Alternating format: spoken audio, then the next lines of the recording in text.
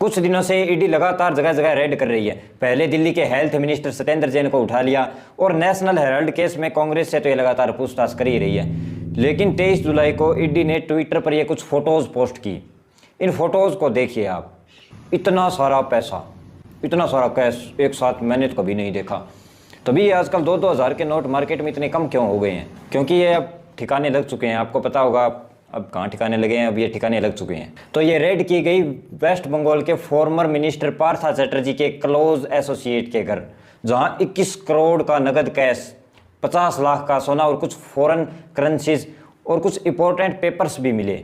और ईडी ने इस पूरे माल को अपने कस्टडी में ले लिया और मिनिस्टर पार्था चैटर्जी से लगातार 11 घंटे तक इंक्वायरी की गई। हम भी पहले गए थे, तुम भी पहले जाओ।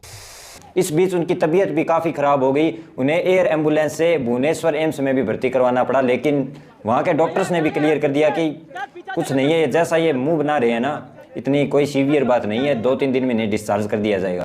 लेकिन अब ईडी को एक और फ्लैट के बारे में पता चलता है और वहाँ पहुँचने पर दिखता है और भी ज़्यादा माल। सबसे पहले तो पैसे गिनने के लिए मशीनें कम पड़ जाती है, फिर पैसे डालने के लिए बैग कम पड़ जाते हैं और फिर तो डब्बे भी कम पड़ जाते हैं। डब्बे भर भर कर अब पैसे निकल रहे हैं और फिर उन डब्बों को ट्रक में लादा जाता है और 4-4 किलो सोना मिलता है। अब सोचने वाली बात तो ये कि अगर इतना पैसा आदमी लगाता है तो लगाए कहाँ?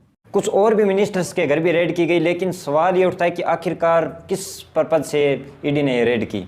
तो ये पूरा मामला जुड़ा हुआ है 2014 में एसएससी की एक रिक्वायरमेंट से। दरअसल 2014 में टीचर्स की भर्ती के लिए एसएससी ने एक स्टेट लेवल टेस्ट को कंडक्ट कराने का नोटिफिकेशन जारी किया था और 2016 तक इस पूरे प्रोसेस को ज्वाइनिंग वगैरह करवा कर कंप्लीट करना था। लेकिन कुछ दिन बाद कलकत्ता हाई कोर्ट में एक पिटीशन फाइल होती है कि इस वैकेंसी में सरकार ने पूरी घपलेबाजी की है। तो कई कैंडिडेट्स के कम नंबर आने पर भी उनका सिलेक्शन हो गया और यहाँ तक कि कुछ का तो मेरिट लिस्ट में नाम तक नहीं था, फिर भी उन्हें ज्वाइनिंग लेटर पकड़ा दिया गया और ज़्यादा नंबर आए थे वो बैठे रह गए। स्टूडेंट्स ने इसके खिलाफ कुछ प्रोटेस्ट्स भी किए, लेकिन ये स्कैम अब यहीं तक समाप्त नहीं हुआ। फिर से 2016 में ग्रुप डी के लिए 13,000 पदों के लिए फिर से एक नोटिफिकेशन जारी किया गया। इस बार एसएससी को एग्ज़ाम कंडक्ट करवाना था और मेरिट लिस्ट को तैयार करके WBBSC यानी West Bengal board of secondary education को देना था और इस पूरे टेन्योर को 2019 तक ज्वाइनिंग वगैरह कराकर पूरा कंप्लीट करना था। लेकिन इसके खिलाफ भी अब फिर से हाईकोर्ट में एक पिटीशन फाइल होती है कि इस टेन्योर के ख़त्म होने के बाद भी 25 लोगों की और ज्वाइनिंग करवाई गई है जो एलिजिबल भी नहीं है। लेकिन हियरिंग के बाद पता चलता है कि ये 25 लोगों की नहीं, 500 से ज़्यादा लोगों की ज्वाइनिंग करवाई गई है। यानी अब इस घपलेबाजी की परतें दर परतें अब धीरे धीरे खुलने लगी थी। तो फिर हाईकोर्ट ने आदेश दिया कि इस पूरे मामले की सीबीआई इन्वेस्टिगेशन हो। तो सीबीआई इन्वेस्टिगेशन के बाद भी ये पता चला कि 269 यानी 269 टीचर्स ऐसे मिले जिन्होंने इस टेस्ट को क्वालिफाई भी नहीं किया था। तो भाई इन मास्टर जी को ज्वाइनिंग किसने करवा दी? तो उस वक्त के एजुकेशन मिनिस्टर थे पार्थ चैटर्जी। अब इस केस को सीबीआई और ईडी दोनों मिलकर इन्वेस्टिगेट कर रही है, तो इसीलिए इनके क्लोज एसोसिएट के घर पर ये रेड की गई थी। तो जब ईडी ने अब इन मंत्री जी से सवाल किए कि भैया इतने पैसे कहाँ से आए, क्या सोर्स है इन पैसों का, और जो ओरिजिनल कैंडिडेट्स की जो लिस्ट है उसे रद्द क्यों कर दिया गया, तो मंत्री जी ने सिर्फ एक ही बात कही, हमको नहीं पता, हमको कुछ नहीं पता। तो यार पता क्यों नहीं है आपको? आप ही तो थे उस टाइम के एजुकेशन मिनिस्टर, आपको पता नहीं है तो फिर किसे पता है?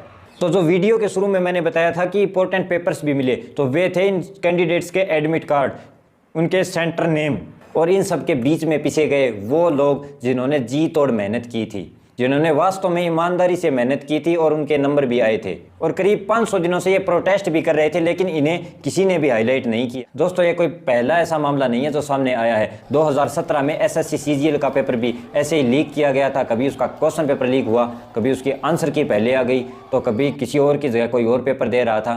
3 बार कंडक्ट कराया गया था ये पेपर तो, और तीनों ही बार लीक हो गया था।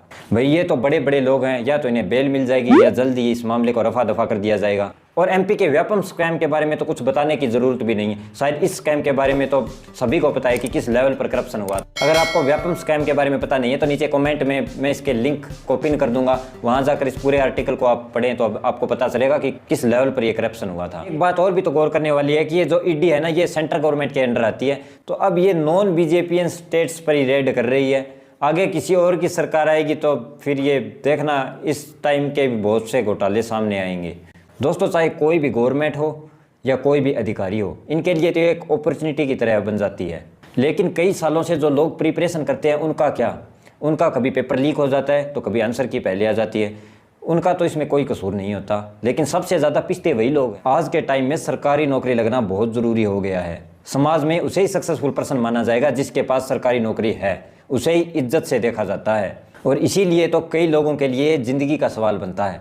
तो अगर इन पेपर्स में इतनी बड़ी घपलेबाजी होती रहेगी तो ये समस्या तो बड़ी है। आपकी इस बारे में क्या राय है, नीचे कमेंट करके ज़रूर बताएं। और अगर आपको ये वीडियो इन्फॉर्मेटिव लगी हो तो चैनल को सब्सक्राइब करें और वीडियो को लाइक ज़रूर करें।